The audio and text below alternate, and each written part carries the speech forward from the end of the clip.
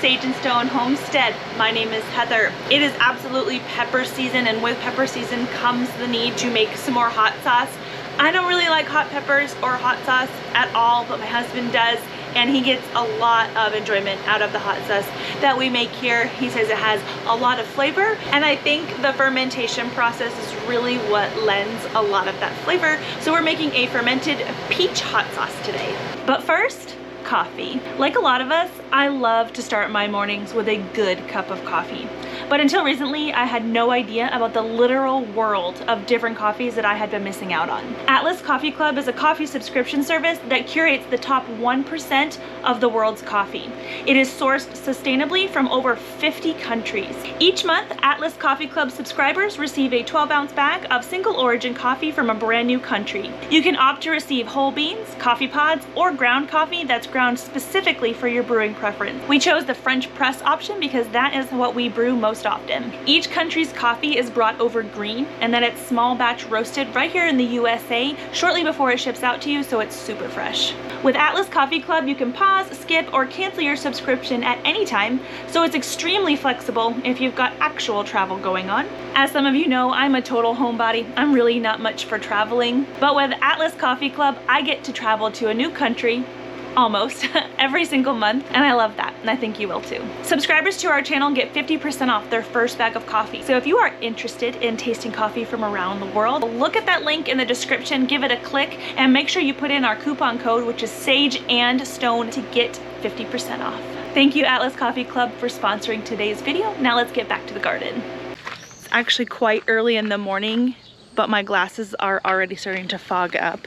We are in the middle of a heat wave, which is why you see a couple rabbits inside of our shed. I should have plenty of peppers to ferment today, but just in case, I did notice that I had a couple more Sugar Rush peach peppers ripe, so I thought we'd get them. Good morning.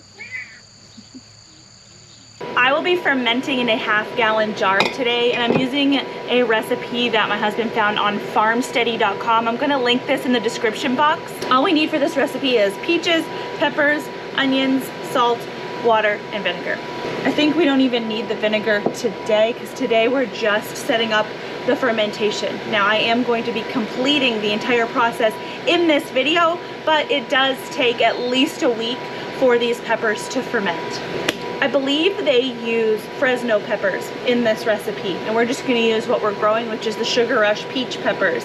Levi tried one of these guys last night and said it is very hot, hotter than he expected. So when I have fermented peppers in the past, what I've done is just cut off the top, maybe poked a couple holes in the body of the pepper, and then just stuck them in the jar. I think today I may chop these up a little bit smaller, maybe even just in half, just so I can fit more in the jar. And also the noise that you hear in the background, it's the pump to my freeze dryer. I'm currently freeze drying some tomatoes.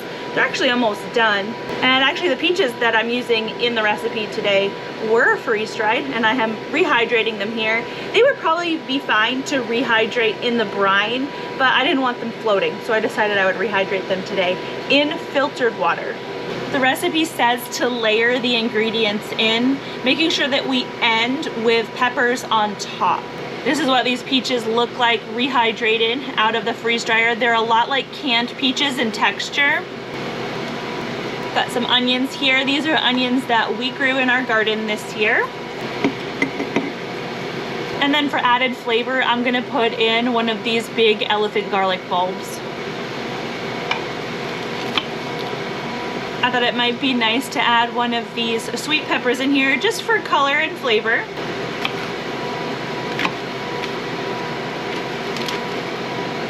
So I've crammed in as many peppers and things as I think I'm going to be able to get. I did want to pack them tightly because as they ferment, they're going to get a little bit softer. The weight that I'm going to put in on top here is going to compress, and I don't want to risk some of the peppers or any of the other ingredients to come up above the brine or start to float or anything like that, because that could add some gross things into our batch that we don't want. Now it's time to add the brine, and what this is just filtered water mixed with 2 to 3 tablespoons of sea salt. I'm using about 2.5 tablespoons of sea salt here. The reason you want to use filtered water instead of water straight from the tap is you don't want to use any kind of chlorinated water. What we're trying to do is culture good bacteria. The salt that is in this brine is going to kill the bad bacteria, so all we're going to be culturing is the good guys. I have this glass fermentation weight here that I'm going to put on top. This is going to keep all of the ingredients underneath the brine, which is really important to prevent mold. Some of the seeds are floating to the top, so I'm just going to take a spoon and fish those out. Again, these could contribute to introducing mold. There's a couple different lids that you can use for fermenting. This one's called a pickle pipe. I like these guys a lot. They're going to allow for gases to escape while not allowing anything else to enter the ferment. All the beautiful ingredients are now under the brine, and the recipe says to ferment this for 2 to 3 weeks. The hot sauces that I've made in the past, I have let ferment for only a week, and they're amazing. So I think that's what we're gonna do this time, just a week. It is going to be important to ferment this probably inside some kind of lipped dish, something to catch what is going to overflow. A very normal byproduct of fermentation is a little bit of gas bubbles, and as those gas bubbles escape through that pickle pipe there is a little bit of liquid loss, and you don't want that to get everywhere. Alrighty guys, so it's been a week. Our fermented hot sauce is looking really good. It smells amazing, but I myself don't trust it. Like I mentioned, I am not the hot sauce person, but if I was, I'd be very excited. So as you can see in the jar, there's a tiny bit of a cloudy type brine that's completely normal. Some of the red onions have kind of bleached out their color, also normal. And the contents of the jar has sunk down a little bit, but the weight has kept everything down below the brine. You can see we've got a little bit of crystallization of things on the top of the jar. This is because we did have some liquid loss, so it was good that it was in this tray here. And now it's time to blitz up our sauce so we can actually make it sauce instead of just a bunch of fermented hot vegetables. Now I am going to put on my gloves because, as I mentioned, I'm a little terrified of this hot sauce, not gonna lie.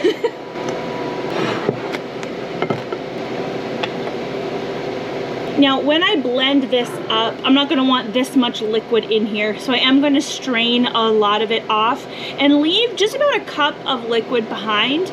If I wanted to, I could strain the whole thing out and replace that liquid with any kind of vinegar that I like. Apple cider vinegar would probably be pretty good in this application, but I'm just gonna use the brine. So I've got a strainer here to catch anything that might try to make it through. So you can see there's a little bit of brine at the bottom of the jar here, and I'm gonna do what I can to blitz this up with my immersion blender straight in the jar. In years past, I have put all of this in a blender and put the blender on a sauce setting.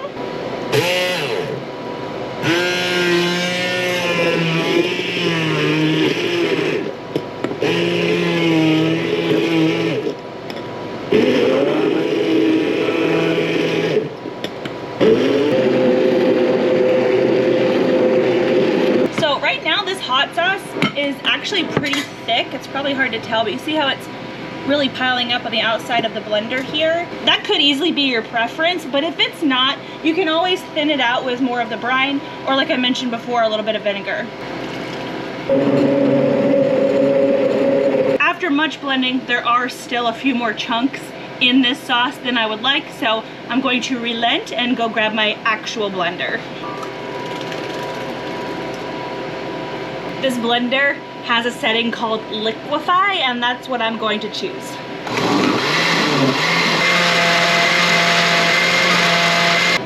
Much better.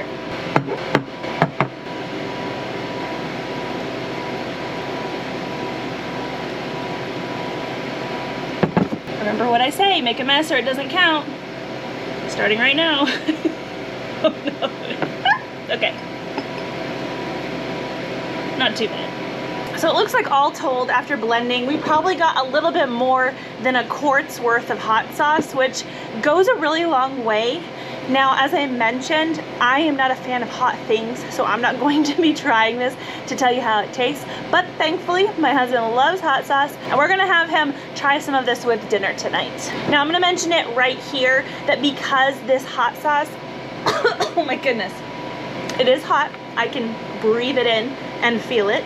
Because this hot sauce is fermented, I'm not gonna wanna store this at room temperature. The only way that I could is if I heated it up and essentially pasteurized it and then ran it through a canning process. What we're gonna do is actually store this in the refrigerator, and it's going to last a year, 18 months, even more. A lot of fermented foods are essentially indefinitely good, and a lot of them actually get better over time because it will keep fermenting very, very slowly at low temperatures. As you can see, there's a few little bubbles up in the neck of the jar. That is from, you know, blitzing it up in the blender. These will settle out over time as well.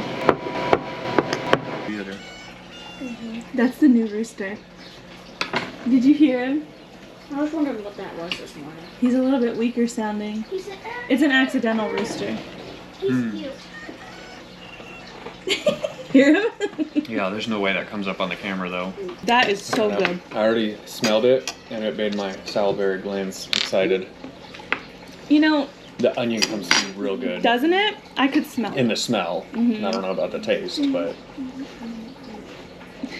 I didn't thin it out super well. it's okay.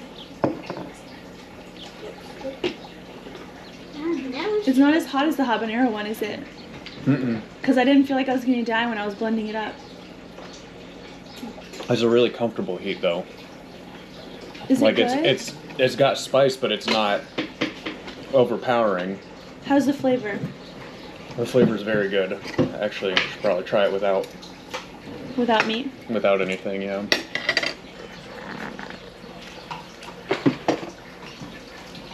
There's definitely a greenness from the peppers. Okay. It's interesting. It's not as sweet as I expected with the peach and the Sugar Rush peach peppers. The onion comes through though. That's good. I could smell the onion a lot. That is good. I think that's less spicy than the jalapeno. That's weird. Hot sauce.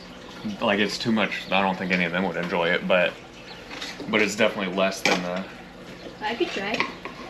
You want to try? Let me see your fork. Oh no. Remember when you gave me the spiciest hot sauce ever? It's delicious. Could I try some? It is not that spicy. Oh no. Are you lying? No. I think it's actually really good. Is it? Camera's rolling. Be tough. I'll try it. I'll try it. That's what I say. I'll try it. It's actually real good. Very spicy. You have it. Sure. You're crazy. Okay, go ahead. It's not hot. Are you lying? It's okay. Do you want milk? No. I want milk. It's burning. Go get milk. Go get milk. That's fine. It has a really good warmth to it. It's not overwhelming for anything. The reason that I don't like anything hot is the same reason that I don't really like minty stuff. It's because I don't want to necessarily feel it. I don't want this lingering feeling that I feel like it overpowers literally everything else in the meal, and I can't experience anything else, which is why I'm not gonna try it. I'll smell it all day though. That's really like good. I can basically taste it by smelling it. So it's apparently not super hot. How would you classify that? Mild, medium? Very spicy. On the verge between mild and not mild. Like as far as hot sauces go, yeah, between mild and medium, but like a salsa, a medium probably. Like a medium salsa. It is less sweet than I thought it was going to be.